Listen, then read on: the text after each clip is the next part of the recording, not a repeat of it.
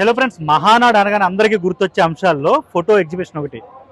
అంటే ఈ సీనియర్ ఎన్టీఆర్కి సంబంధించిన ఒక వీరాభిమాని ఉండేవారు శ్రీపతి రాజేశ్వర్. ఆయన తర్వాత కాలంలో మంత్రి అయ్యారు. ఆయన ఎన్టీఆర్కి సంబంధించిన అత్యంత అరుదైన ఫోటోలతో ఒక ఎగ్జిబిషన్ పెడుతూ వచ్చేవారు ప్రతి మహానాడులో కూడా. ఆయన చనిపోయారు, తర్వాత వాళ్ళ అబ్బాయి శ్రీపతి సతీష్ అని ఆయన దీన్ని కంటిన్యూ చేస్తూ వస్తున్నారు. ప్రతి మహానాడులోనూ ఎగ్జిబిషన్ పెడతారు. చాలా అరుదైన ఫొటోస్ ఉంటాయి. అంటే కేవలం ఒక పార్టీకి సంబంధించిందనే కాదు, కానీ తెలుగు ప్రజల చరిత్రకు సంబంధించిన అరుదైన ఫోటోలు ఈ ఎగ్జిబిషన్ లో పెడుతూ ఉంటారనమాట. ప్రస్తుతం వాళ్ళ అబ్బాయి సతీష్ దీన్ని నిర్వహిస్తున్నారు. ఈసారి స్పెషాలిటీ ఏంటంటే కడప మహానాడుకి సంబంధించి పాత ఫోటోలన్నింటినీ కూడా డిజిటలైజేషన్ ప్రక్రియలో భాగంగా టోటల్ గా డిజిటల్ చేసి ఇక్కడ పెట్టారు. వచ్చిన ఫొటోస్ అంటే ఎవరైతే అతిథులు ఉన్నారో, కార్యకర్తలు ఉన్నారో, అభిమానులు ఉన్నారో వాళ్ళందరూ చూసేలాగా 3 విభాగాలుగా చేసి ఎన్టీఆర్, అలాగే ఆ తర్వాత నారా లోకేష్, ఆ చివర చంద్రబాబు నాయుడు, ఇలా ముగ్గురు పార్టీకి సంబంధించిన కీలకమైన వ్యక్తులకు సపరేట్ గ్యాలరీలు ఏర్పాటు చేశారనమాట. ఈ ఫొటోస్ మీరు ఒకసారి ఇక్కడ నుంచి చూడండి. ఎంత అరుదైన ఫొటోస్ ఎన్టీఆర్ కి సంబంధించినవి. ఇవి మీకు వీడియోస్ లో కూడా అంతగా బయట ఎక్కడ దొరకవు, ఫొటోస్ రూపంలో కానీ వీడియోస్ రూపంలో కానీ. ఇవి కొన్ని సినిమా స్టిల్స్. ఇవి ఇక్కడికి వస్తే మీరు చూడండి, పాత ఫొటోస్ అనమాట. ఎన్టీఆర్ మొదట్లో యాక్ట్ చేసిన సినిమాలకు సంబంధించిన ఫొటోస్ అన్నీ కూడా ఇక్కడ ఉంటాయి. చాలా చాలా చాలా అరుదైన ఈ ఫొటోస్ అనమాట ఇవన్నీ కూడా. ఇది పాత ఫోటోని ఈ కొత్తగా ఇప్పుడు కలర్లో తీస్తున్నారు కదా, ఆ విధంగా తీసింది. ఇవి పాత స్టిల్స్. ఇది కూడా ఎన్టీఆర్. మనం చాలా కొత్తగా ఫీల్ అవుతుంది. అంటే మనం ఇప్పుడు ఈ యాంగిల్లో చూడలేదు కదా ఆయన్ని. ఇది ఎన్టీఆర్. ఇది కూడా పాత సినిమాల్లో ఆయన కొన్ని సినిమాల్లో వేసిన గెటప్. ఇది దాగుడు మూతలు, సిఐడి ఇలాంటి సినిమాల్లో వేసిన గెటప్స్ అనమాట ఇవన్నీ కూడా ఎన్టీఆర్కి సంబంధించిన ఆయన వీరాభిమాని ఆయన శ్రీపతి రాజేశ్వర్ గారని ఆయన ఏర్పాటు చేశారు.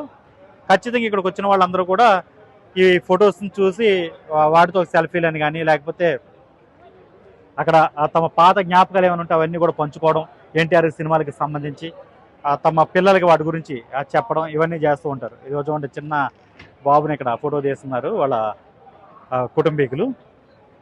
మొత్తం చాలా బాగా ఏర్పాటు చేస్తారు. ఇది ఒక స్పెషల్ అట్రాక్షన్ అనేది చెప్పాలి.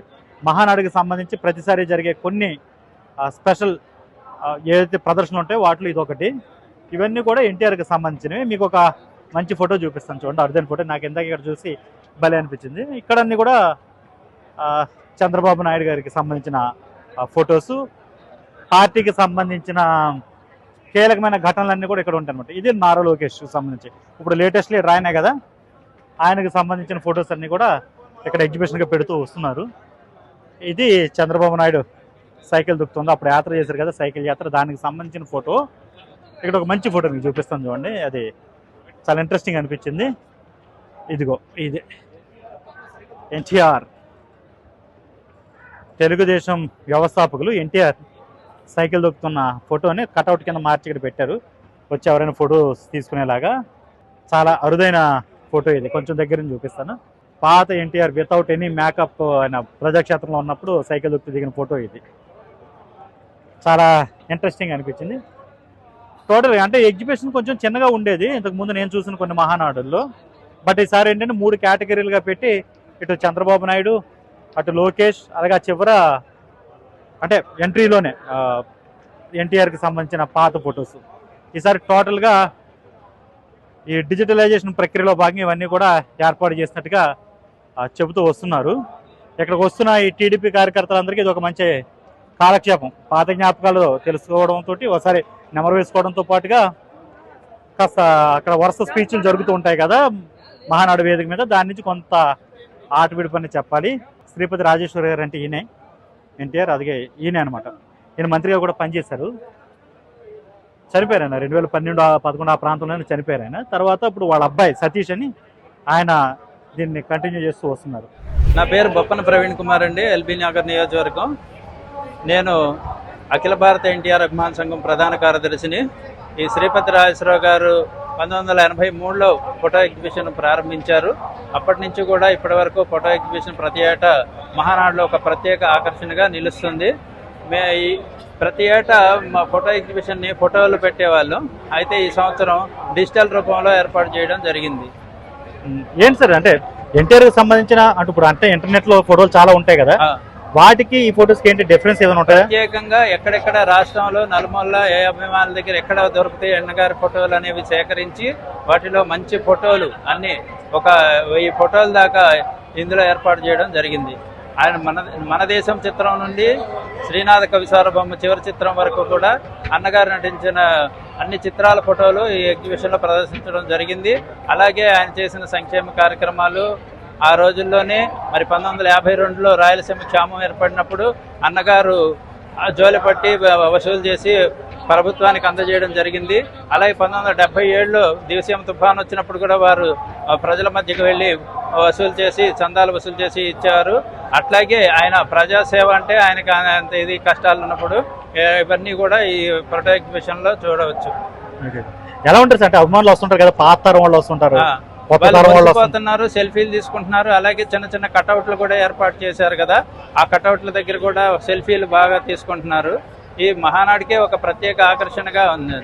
ఇప్పుడు కొత్త తరం వచ్చింది కదా సార్, పిల్లలు వచ్చారు, యంగ్ వచ్చింది, వాళ్ళు ఏమైనా ఇంట్రెస్ట్ చూపిస్తారు వీటిని చూడడానికి? అది ఆ జనరేషన్ కి తెలియజేయడం కోసం కూడా ఇవన్నీ ఎన్టీ రామారావు గారు అంటే వారికి తెలియదు కదా, 1996 తర్వాత జన్మించిన వారికి ఎన్టీ రామారావు గారు డైరెక్ట్ చూడలేదు కదా, వారు కూడా తెలుసుకుని ఆనందించడానికి ఆహా ఎటువంటి పాత్రలు పోషించారు పౌరాణికంగానే జానపదం సాంఘికం అటువంటివన్నీ కూడా ఇక్కడ పొందుపరచడం జరిగింది.